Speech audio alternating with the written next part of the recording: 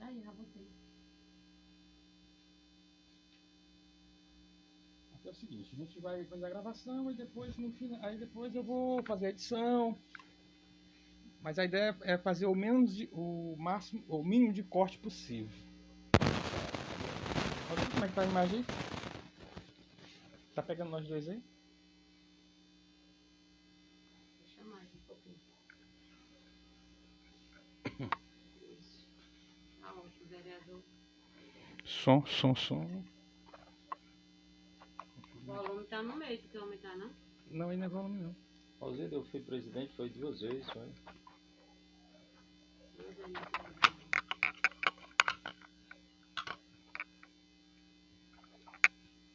Não, foi 2 mandatos seguidos, depois mais um, parece.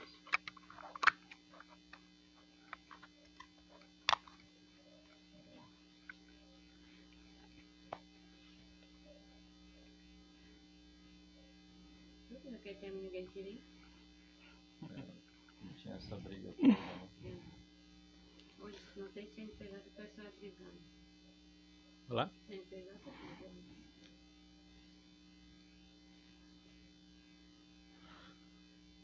Como forma de resgatar e preservar a história e a memória do Renascença 1, a TV Renascença inicia uma série de conversas, de entrevistas, diálogos com pessoas que fizeram parte de nossa história. E hoje estamos aqui com o professor, vereador José Nito, para dar a sua contribuição. E iniciando, queria saber do professor Zé Nito, quando, como foi que o senhor chegou ao Renascença 1? Muito boa noite. Quero logo primeiramente parabenizar por essa iniciativa, Marcione. Com certeza é um documentário importante. Eu cheguei aqui no Renascença 1 em 1986. O meu irmão mais velho havia sido contemplado com a casa na Coab, sendo ele técnico da Ematel e estava em Ribeiro Gonçalves. Então eu vim justamente porque as casas não poderiam ficar desocupadas sob o risco de serem tomadas pela Coab. E aqui, graças a Deus, iniciamos essas amizades maravilhosas. E aí, devido tantas necessidades que tinham na época, né? Hoje, com certeza, tudo evoluiu. Ainda existe algumas dificuldades, mas evoluiu muito. Naquela época não tínhamos sequer um orelhão, não tínhamos carro do lixo, não tínhamos os ônibus via Miguel Rosa, via Barão, só tinha uma linha que era via São Cristóvão. Então nós sentimos a necessidade de nos unirmos. E aí começamos a conversar com alguns amigos, a exemplo da Rosilda, agora estamos gravando exatamente na casa dela, seu Reginaldo, Almir, seu João Batista e tantos outros, seu Moraes, memória. E aí fundamos a AMR, Associação de Moradores do Renascença. O que é que estava as motivações, além do que o senhor já citou, outras motivações que estiveram por trás dessa vontade de criar a associação de moradores aqui da comunidade? Veja bem, a gente observava que a cada reunião nascia um elo de amizade e aquilo ia contagiando todas as quadras, 900 e poucas casas, e a gente observava que a cada momento isso ia levando aquela empolgação para as pessoas que pediam que a gente se organizasse. Da mesma forma, aos domingos também na catequese, né, nas celebrações, nós não tínhamos igreja, a celebração era ali no Fonte Sibiapina, e nós fomos observando que as pessoas buscavam um meio de nos fortalecermos enquanto comunidade. E aí surgiu a necessidade, justamente em cima desses fatos, que a gente criasse uma entidade. E nós sugerimos, ao lado desses amigos e outros que aqui mencionamos, que criássemos a Associação de Moradores. Com certeza, um instrumento de luta, porque até mesmo em termos de reivindicações, quando vai um grupo de pessoas, quando vai uma pessoa de forma individual, a gente observava que ia de forma fragmentada. Quando você vai em nome de uma entidade, aí você automaticamente fortalece aquela comunidade. E assim fizemos. eu fui eleito por aclamação, dado esse entrosamento, né, essa iniciativa. Sempre a gente se encontrava às noites lá na quadra 10, casa 13, né, Rosilda? Quadra 10, casa 13, onde hoje reside meu irmão. E a gente ia amadurecendo, de forma que criamos a associação justamente com esse intuito. Até então ninguém pensava nessa questão política partidária. Nós pensávamos na comunidade, mas sem ter esse pensamento político. O pensamento político ele veio posteriormente também por solicitações das pessoas. E quais foram os primeiros passos ao senhor quando o senhor assumiu a presidência da Associação de Moradores no ano de 1987? Exatamente. Ali, eu cheguei em 86, em 87 iniciamos esse processo. O primeiro passo foi buscar a conscientização das pessoas, no sentido de que os ofícios que a gente estava enviando para vários órgãos não estavam sendo atendidos. Por exemplo, a gente enviava para a Secretaria Municipal de Transporte, que era onde hoje funciona a Extrans, ofício solicitando as linhas de ônibus Miguel Rosa e Barão e não éramos atendidos. A gente solicitava carro de lixo, não éramos atendidos. A gente solicitava orelhão, não éramos atendidos. Então, conscientizamos as pessoas no sentido de que fizéssemos uma manifestação pelas ruas do centro de Teresina, culminando com um abraço lá em frente à prefeitura. E, graças a Deus, observamos naquela época um grau de conscientização muito grande das pessoas. Saímos daqui de ônibus, várias pessoas, e outros que iam trabalhar já se encontraram lá. E ali nós saímos pelas ruas de Teresina, eu me lembro muito bem, na praça ali do Teatro 4 de Setembro, nós saímos andando pelas ruas, João Luiz Ferreira, depois demos uma entrevista para o Didion de Castro na Pioneira, depois, eu não sei se era Pioneira, Difusora, parece que era Difusora, demos uma entrevista lá que foi uma repercussão muito grande. De lá saímos todos caminhando, rezando. Lá na Praça Rio Branco, eu me lembro que eu subi em um banco, fiz um pronunciamento e lá rezamos o Pai Nosso e a Ave Maria de mãos dadas.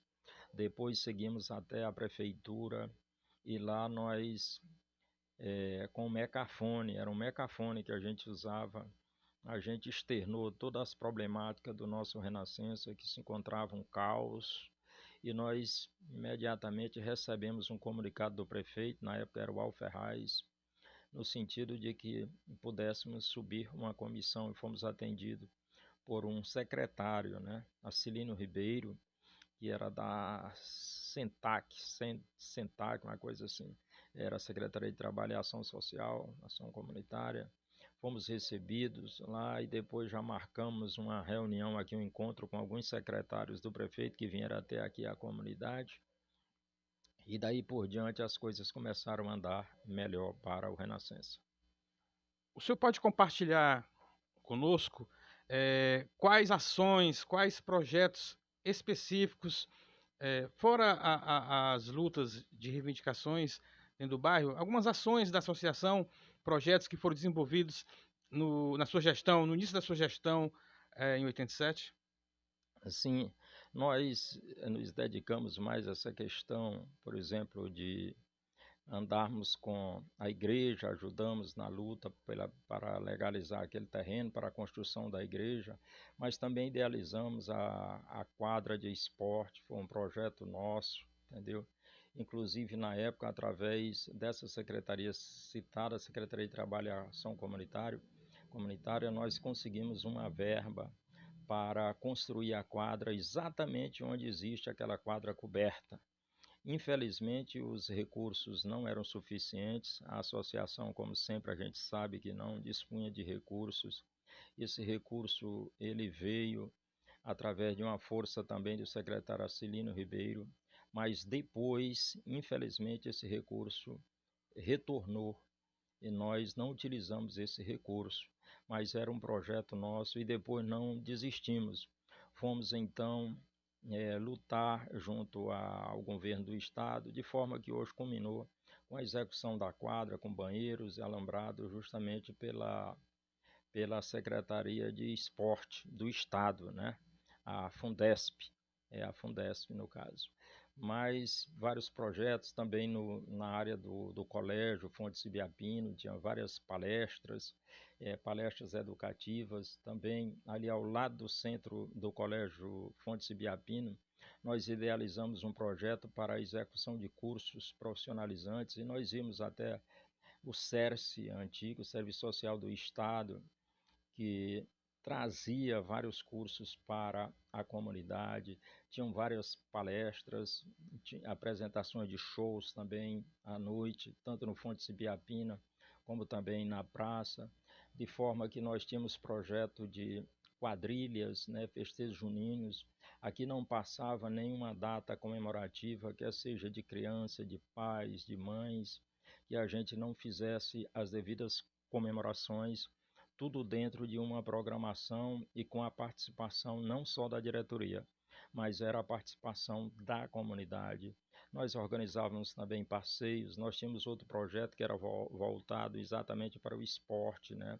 Nós tínhamos os times de futebol, o diretor de esporte da associação era o Pereira, um militar, e ele coordenava também essa parte, de forma que nós viajávamos, competimos, né? Posteriormente veio o grupo de casais também, e a associação fez parceria com o grupo de casais, e nós tínhamos também uma atuação muito forte na área do esporte. Mais outro projeto que muito me chamou a atenção e marcou, estou aqui na frente de uma, não vou nem dizer ex-atriz, porque ela é uma atriz, a Rosilda, foi o teatro.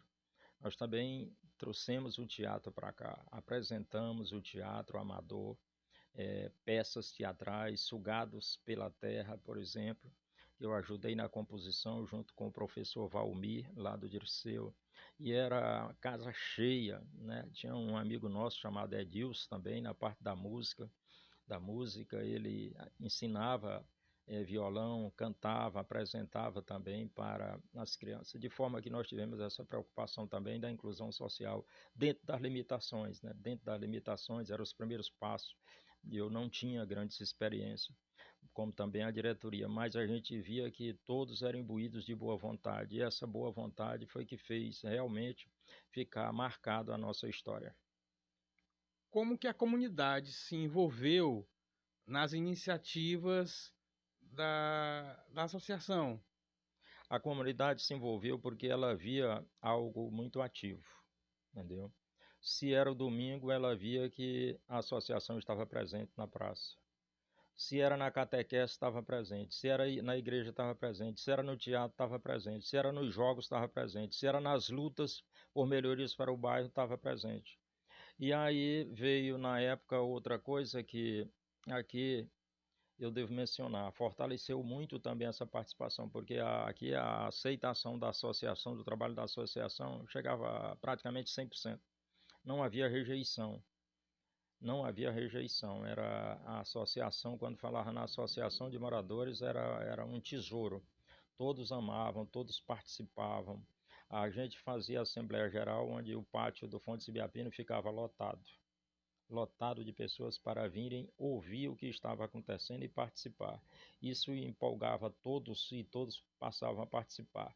De tal forma que chegou o momento que no governo Sarney criou-se o ticket do leite. E quando criou-se o ticket do leite, nós contemplamos de forma muito bem clara e explícita todas as casas, as comunidades, os senhores e senhoras que preenchi os requisitos, mas ficou faltando ficaram faltando algumas famílias em torno de 80, 100 famílias não contempladas. Então nós fomos, junto com a nossa diretoria, buscarmos uma solução. Foi quando entrou a dona Eugênia, hoje em memória, mãe da Edileuza, professora Edileuza, ela, uma guerreira, já caminhava com a gente na igreja. Então nós criamos o Conselho Comunitário do Renascença 1 e ela foi ser a presidente. Através do conselho, além da cota de leite que tinha, de ticket de leite que tinha para a Associação de Moradores, veio a cota para o Conselho Comunitário. Então nós trabalhávamos unidos e conjuntamente. E aí contemplamos todas as famílias do Renascença 1. Então isso também fortaleceu mais ainda, porque facilitava, as pessoas já gostavam de participar. E aí com esse programa de forma clara, quando sobrava alguns tickets, a gente chamava as pessoas que de outras comunidades vizinhas não eram cadastradas e dizia, olha, aqui vamos dividir igualmente para quem está aqui assistindo. E assim a gente foi cada vez mais ganhando essa credibilidade. Posteriormente, foi o nosso irmão e amigo Alcides, diretor-presidente do Conselho Comunitário, e depois vieram as eleições. Eu ainda fui presidente uma vez da Associação de Moradores, numa eleição. Eu fui 2 mandatos, se eu não me engano, por aclamação, depois foi realmente eleito presidente no voto direto. Depois o Alcides pelo Conselho Comunitário também trouxe um grande trabalho para cá, inclusive os telefones. Era o Freitas Neto, lá da Telemar, e ele conseguiu os telefones, além de revitalizou festejos aqui de uma forma mais contundente, etc. Posteriormente, o Alcides também foi eleito para a Associação de Moradores e fortaleceu muito, também deu a contribuição. E basicamente essa é a história, de forma que a sua gratidão. E eu, presidente do bairro, lecionando no Fontes, e catequista, né? E sempre muito envolvido com a comunidade, de forma que veio depois várias manifestações no sentido de que a gente entrasse também para a política partidária. E nós, graças a Deus, aceitamos, entramos. Inicialmente não ganhamos, mas hoje estamos no 4º mandato. E aí vem outro leque de ações sociais, como universidade, complexo cultural e tantas outras coisas que nos enchem de alegria e felicidade.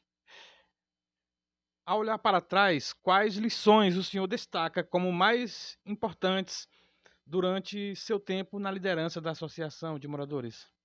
Eu colocarei em primeiro lugar esse grau de conscientização das pessoas.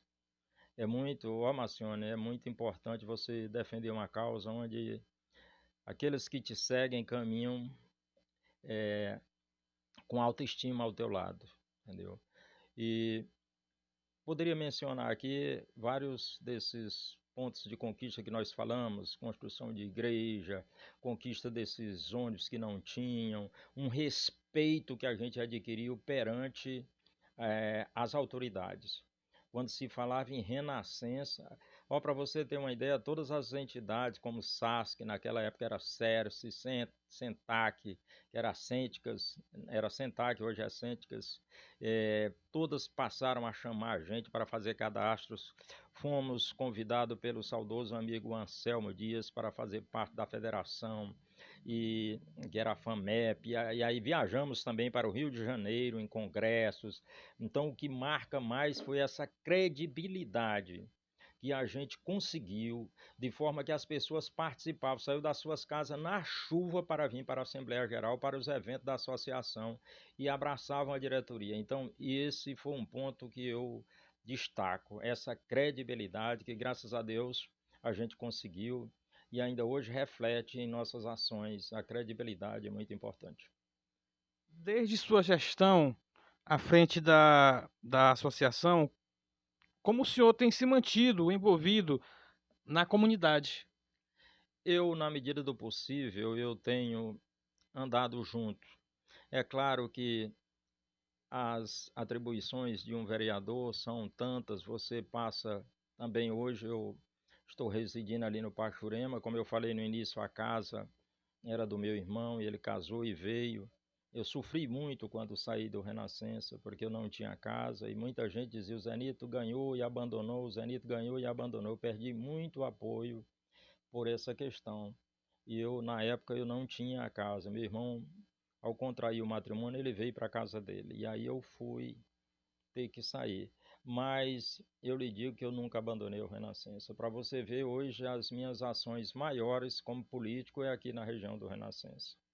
A gente lutou pela conquista do Centro Social no Renascença 2, depois ao lado do meu amigo Temístocles Filho, que era presidente da Assembleia e hoje é vice-governador, a gente construiu um centro social no governo de Alberto Silva. Eu fui diretor vários anos, sempre apaixonado pelo Renascença.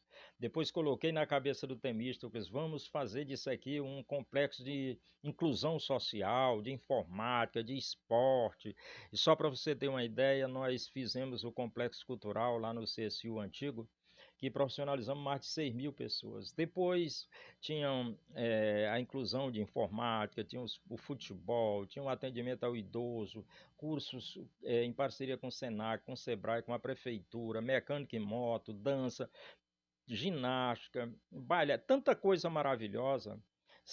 Mais de 6.000 pessoas só profissionalizando, só em termos profissionais. Muitos estão, padeiros hoje estão no mercado de trabalho, sem falar nas outras atividades. Mas depois eu fui, Temístocles, vamos juntos, o senhor está como presidente da Assembleia, tem um bom relacionamento com o reitor do IFE, que era o professor Santana, tem um bom relacionamento no MEC, vamos deixar algo que fique para as outras gerações. E aí fomos a Brasília e lá nós transformamos na Universidade Federal. Agora com o Marco Aurélio, eu estive recentemente, que é um deputado federal, vai colocar R$1 milhão para verticalizar esse complexo cultural. Assim eu posso dizer que tenho caminhado sempre com a comunidade, tenho caminhado aqui com a Rosilda, que é uma membra integrante da Associação de Moradores, a Leni ali no Renascença 2, caminha com a gente, é a presidente, agora mesmo levei o Renascença Esportivo para lá, um dia todo de várias ações. Aqui eu estava dizendo para a Rosilda, nesse momento eu quero colaborar com a associação, dentro da medida do possível, eu sempre quero colaborar, estar presente na igreja, com as comunidades. Você, para mim, que eu vi garotinho, em idade de ser meu filho, eu tenho um respeito muito grande, porque você é atuante, você está fazendo esse registro aqui, isso é muito importante. Então, eu lhe digo com toda sinceridade, eu caminho com Renascença, com um amor imensurável, um amor muito grande que eu tenho pelo Renascença, e eu ainda sonho em realizar muito aqui pelo Renascença. O senhor, como um político, um parlamentar, mas com origem no movimento comunitário, qual é a importância, na sua visão, a importância de uma associação de moradores dentro da comunidade, dentro de uma comunidade, seja no Renascença 1 ou outras comunidades?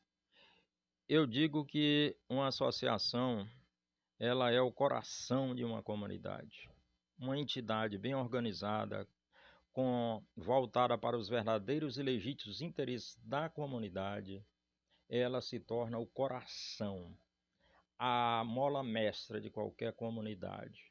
Porque é através desse instrumento que a comunidade realmente pode buscar os seus desejos, os seus interesses, fazer suas reivindicações e obter realmente o respeito das autoridades. Muitas coisas a gente merece, precisa, mas não vem se não houver uma organização dentro da comunidade. Então é muito importante. É importante que qualquer cidadão ou cidadã dê uma atenção para quem se dedica aos movimentos sociais, incentivando até mesmo para participarem da política partidária. Porque o líder comunitário, ele na Câmara Municipal, ele na esfera política, ele tem, o coração dele pulsa mais forte, porque ele tem uma vivência, ele sabe o que é. Então eu conclamo todos aqui, eu estou descendo a ladeira, como diz a história da vida, né? Eu estou chegando aqui nos meus 60 anos, iniciei com 13, 14, e com certeza eu tenho que deixar esse registro aqui. Que os cidadãos, às vezes a pessoa diz, eu não gosto de associação, eu não gosto de reunião, mas eu conclamo que goste, que passe a gostar, passe a participar, incentive aqueles que se reúnem para debater os problemas da sua comunidade, porque isso reflete na nossa vida. E hoje, com o orçamento participativo, com a inovação, inclusive do atual governo, as entidades elas têm um poder de força muito grande, elas não vão ficar esperando só a Câmara, só a Assembleia, elas podem apontarem o que querem e com certeza será executado, como a gente viu agora esse ano já ser executadas várias obras do orçamento participativo. Então, essa união, eu não abro mão dessa união e desse incentivo.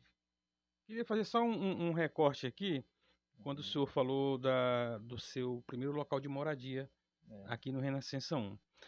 Dizer que até hoje, junto à Receita Federal, o endereço da Associação de Moradores se encontra na quadra 10, casa 13. Então continua lá ainda da época da fundação da associação. É só esse recorte que eu gostaria de fazer porque está lá, tá lá no livro ata, está no Estatuto da Associação, mas também continua lá na Receita Federal essa informação. Professor, existe algum aspecto, algum ponto importante que não tratamos aqui sobre a história do bairro, sobre a história da associação e que o senhor gostaria de acrescentar? Só agradecer, só agradecer. E isso que você falou aí é verdade, ainda continua, né? Mas depois eu acho que a diretoria deve procurar uma sede e tal. Na época eu morava sozinho e aí nós colocamos a sede lá provisória. Meu amigo, aqui ainda existem muitas lutas, sobretudo nessa questão de inclusão social, lutas grandes, né? Que eu sonho já na esfera política, de interligação aqui da nossa Zona Sul, aqui nas imediações da curva de São Paulo, Santana, com o nosso querido Renascença aqui. Isso são questões mais estruturantes, que dependem de emendas parlamentares, mas nós queremos, sobretudo, o ponto que a gente quer frisar é, sobretudo, registrar esse otimismo, esse autoestima que continuamos aqui felizes, lutando por um Renascença e um Dirceu cada vez melhor. E eu te agradecer. Agradecer a você, que você é um baluarte. Você é um cidadão exemplar, viu? Como eu disse, eu vi você criancinha e você sempre com esse dom da comunicação, de interagir, de participar. Os carnavais aí, a história, as músicas, o que você escreve também. Então, parabéns. Obrigado, professor Zenito. Obrigado. A TV Renascença é um projeto novo, mas que tem o objetivo de mostrar a Zona Sudeste do ponto de vista positivo. Porque do ponto de vista negativo, muita gente já faz por aí. Então nós queremos fazer do ponto de vista positivo, mostrar o que de bom é produzido no Grande Dirceu, produzido no Renascença, e também contar a história da nossa gente, do nosso povo e das nossas comunidades, para que não se apague. Um povo, como eu disse aqui antes dessa nossa conversa, um povo sem memória, um povo sem história, é um povo sem cultura. Então precisamos preservar a nossa memória, a nossa história, para que as futuras gerações possam conhecer o que aconteceu no passado. Então, muito obrigado, professor Zenito. Obrigadão. Muito obrigado, que Jesus ilumine e abençoe a todos nós. Muito obrigado, parabéns mais uma vez pela iniciativa. Obrigado. Obrigado, Rosilda. Valeu, gente.